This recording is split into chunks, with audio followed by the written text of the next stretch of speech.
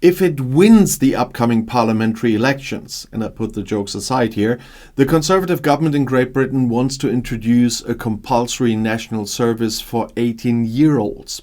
Young adults will therefore have to choose between a year of paid military service and unpaid weekend work for institutions such as the police, fire service, or the health system. It's about dealing with social fragmentation. Too many young people live in a bubble within their communities, said British Home Secretary James Cleverly in an interview with Sky News. Commentators speculated that Prime Minister Rishi Sunak's Conservatives were targeting voters on the right-wing edge of the political spectrum with the announcement. Elections will be held in Great Britain on July 4th. The right-wing populist party Reform UK is now in third place in polls behind the opposition Labour Party and the Conservative Tories. A Labour spokesman criticised the move as a clumsy attempt to plug holes created by military cuts in recent years. In Great Britain, there was compulsory military service from 1947 to 1960. Men between the ages of 17 and 21 had to serve in the army for 18 months. And here in Germany too, the debate about compulsory social service is a recurring one. Federal President Frank-Walter Steinmeier is in favor of this. Me too, by the way. And however, the opinion on this is divided within the governing parties. Prime Minister Rishi Sunak's campaign promise to revive national service for young Britons came under immediate scrutiny over how the £2.5 billion plan would be funded and would be enforced. While Sunak captured the front pages of British newspapers with his surprise call to compel 18-year-olds into military or community service, his Home Secretary James Cleverly acknowledged hours later that those who skip out won't face criminal charges.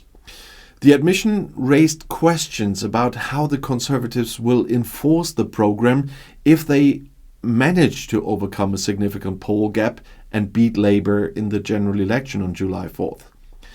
There's going to be no criminal sanctions. No one's going to jail over this, is what Cleverly told Sky News on Sunday morning. We are going to compel people to do it, he said, without elaborating on how. One option under consideration by Sunak is requiring future public sector workers to have completed national service. That's at least what people familiar with the matter said. Labour's would-be Chancellor of the Exchequer, Rachel Reeves, dismissed the idea as a desperate move, arguing that the programme would come at the expense of disadvantaged communities originally targeted by the funds. It is just another example, I'm afraid, of a gimmick where the sums don't add up, is what Reeves told the BBC, without saying where the party stood on the idea of compulsory national service. The national service gambit marked the latest move by Sunak to claw back support from the right-wing Reform UK party and demonstrate momentum in the polls ahead of the rare summer election.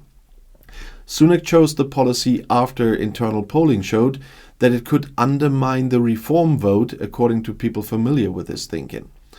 The campaign has gotten off to a rocky start, with Sunak drenched in the rain during his election announcement and drowned out by a protester blaring former Labour Prime Minister Tony Blair's campaign anthem.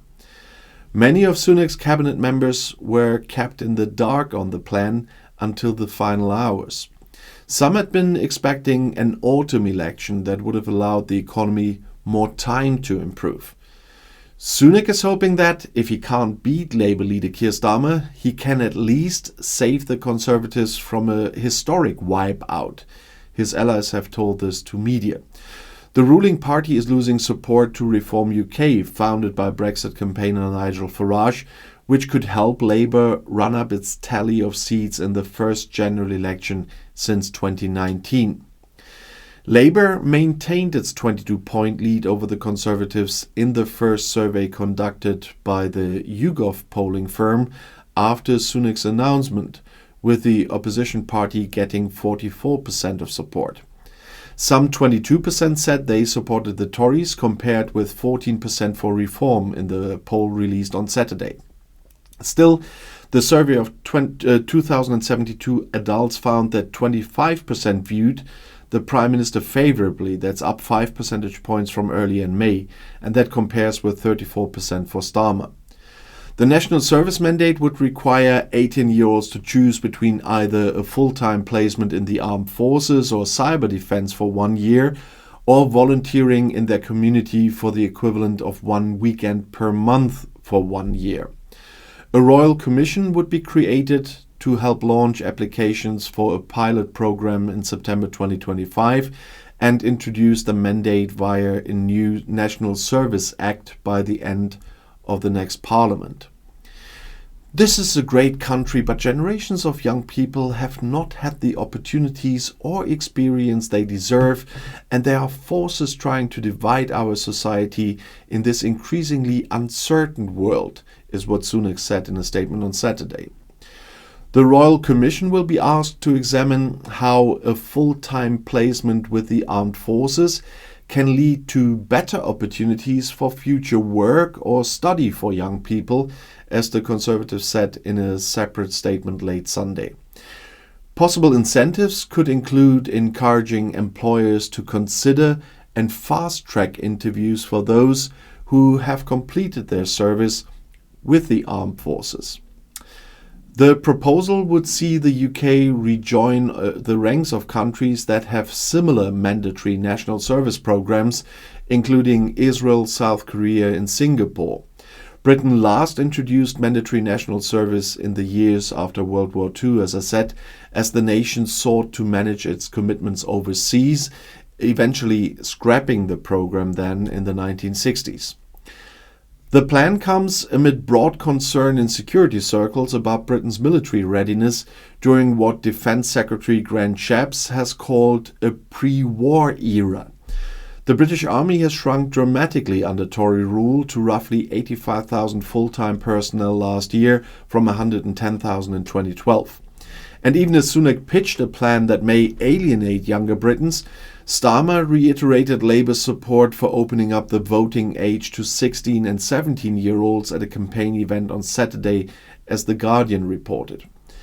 The Conservative Party has said that £1 billion of the programme's annual costs would be paid for with capital raised from a crackdown on tax avoidance and evasion.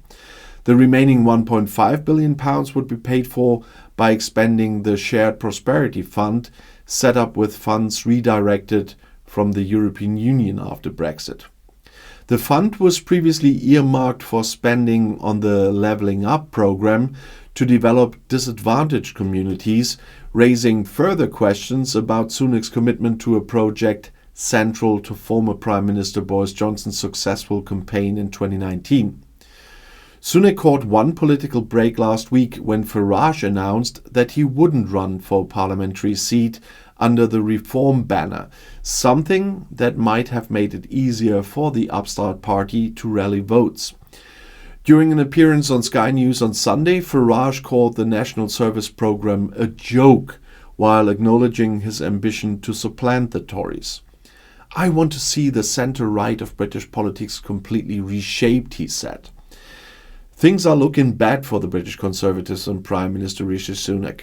The first opinion polls, the poll of polls after the announcement of new elections, give the currently opposition Labour Party 45% of the vote, 22% more than Sunak's Conservatives. And the very right-wing populist Reform Party, which is supported by Nigel Farage even if he's not running, is at 11%. Sunak announced early elections for July 4th last week, as I already said. And 5.5 weeks before the elections, the Liberal Democrats are predicted to receive 9%, the Greens 5%, the Scottish SNP 3%, and the racist Islamophobic far-right UKIP 1%. And if you want to know more, the next video is right here in the end screen. I'll see you there. I'll be back.